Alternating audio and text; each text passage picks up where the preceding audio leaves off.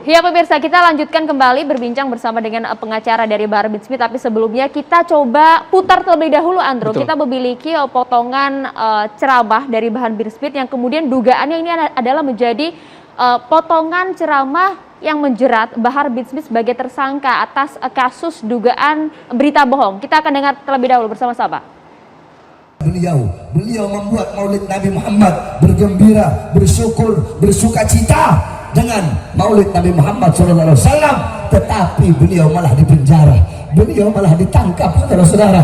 Beliau ditangkap, beliau dipenjara, 6 pengawal beliau, 6 laskar beliau dibunuh, dibantai, disiksa, dicopot kukunya, dibantai, dikuliti, kemaluannya dibakar, mereka dibikin seperti binatang, saudara-saudara, hanya karena Maulid Nabi Muhammad. Beliau ditangkap, dipenjara, tangan yang mengalir darah suci Nabi Muhammad, tangan beliau diborgol, saudara-saudara. Padahal tangan-tangan kotor para koruptor tidak diborgol, beliau tangan yang mengalir darah Rasulullah diborgol, dihinakan, dinistakan. Tidak ada, tidak pernah terjadi, hanya terjadi di Indonesia yang negara mayoritas muslim, yang mayoritas Ahlus Sunnah wal Jamaah. Ada anak cucu Rasulullah yang ditangkap, yang ditahan karena merayakan Maulid. Siapa beliau? Beliau Al-Habib Rizik bin Husain bin Syihab.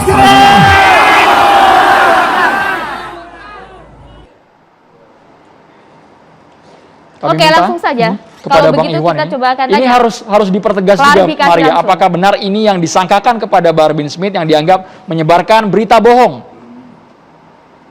Ya, itu di antara video yang disetel oleh penyidik terhadap klien kami pada saat itu. Ditanyakan beberapa hal berkaitan dengan hal-hal tersebut, pernyataannya ya, begitu. Berarti di menit 11.18 hingga 12.58, respon Anda pada saat dijelaskan bagaimana, Pak Iwan?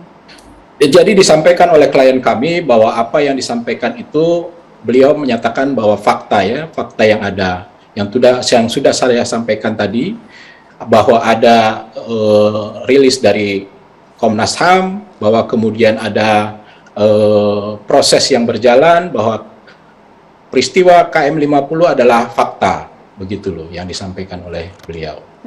Baik, Bang Iwan, pertanyaan kami tadi sebelumnya mengenai dugaan tudingan Anda bahwa ini adalah grand design mulai dari rentetan, kepala anjing, hingga penahanan ini. Apakah ada satu keterkaitan atau seperti apa, Bang Iwan? Ini datanya harus valid, ini tidak boleh main-main, Pak Iwan.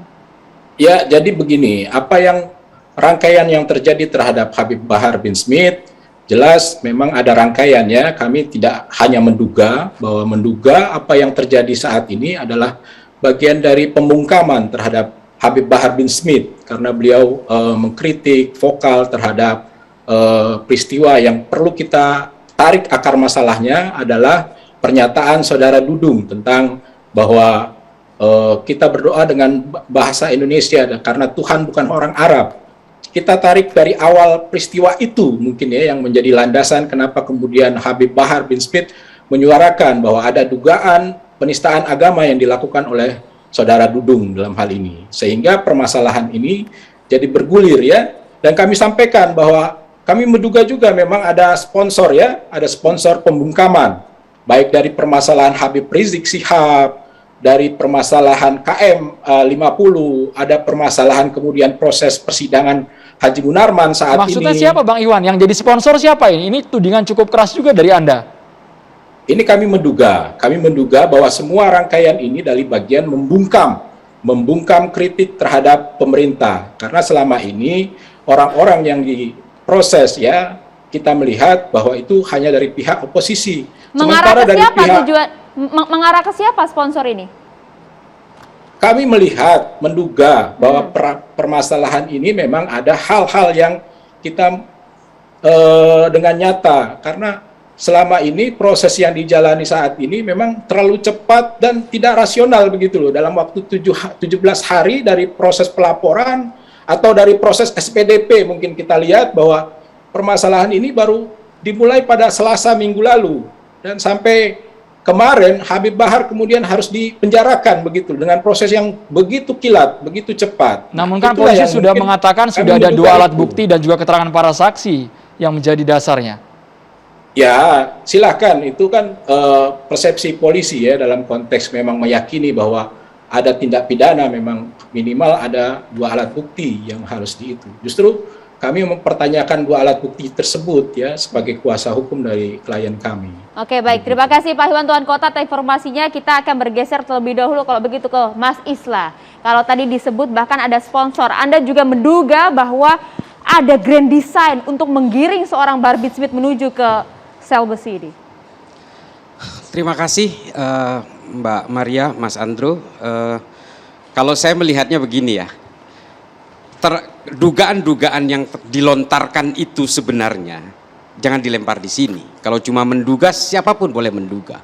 Yang saya pikirkan kalau kita lihat berita, 3 berita tadi di awal itu. Yang satu adalah Pondok Pesantren As-Sunnah yang di NTB. Ya, Yang di NTB itu kan mencaci maki orang, mengatakan, mohon maaf, tai anjing terhadap makam leluhur, lalu ada reaksi komunal dari masyarakat.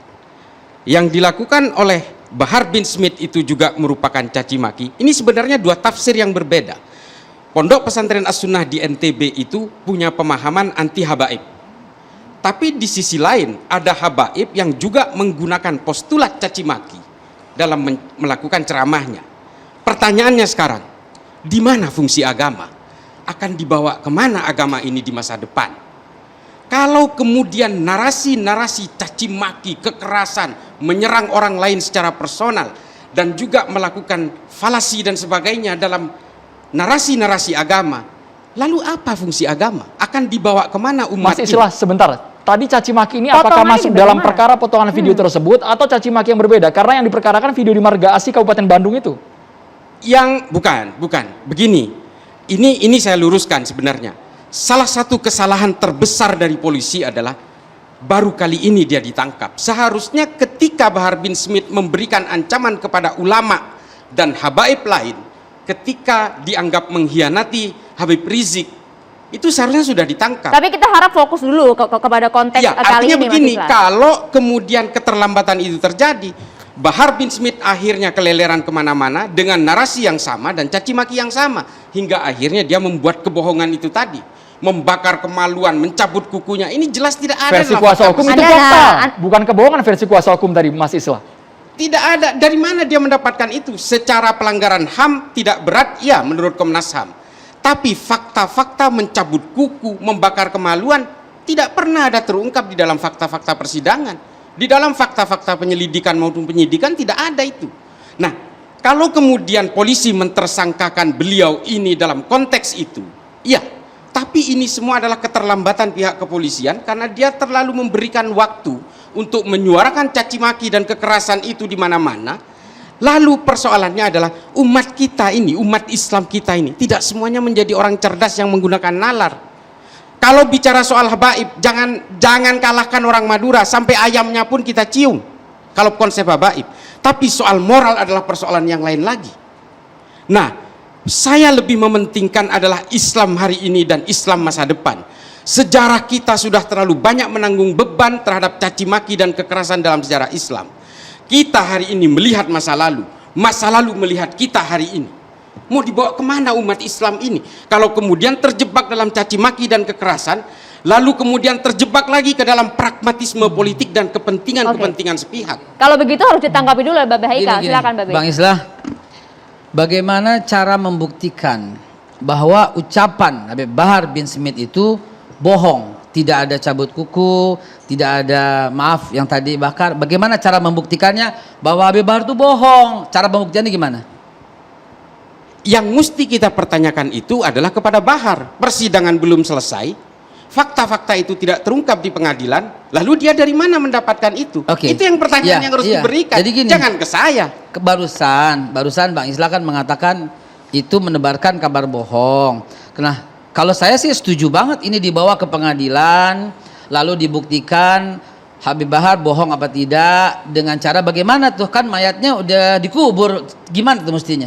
Loh, Apa betul diotopsi, bagaimana kira-kira? begini Pak Haikal, Mungkin orang Di dalam hukum kali yang jawab. persidangan, semua fakta-fakta itu sudah seharusnya terungkap, mulai dari forensik dan sebagainya. Yang harus Anda pertanyakan adalah, tanyakan kepada Bahar bin Smith, dari mana dia dapat informasi itu. Sementara dalam berkas-berkas penyidikan, BAP dan sebagainya, itu tidak ada.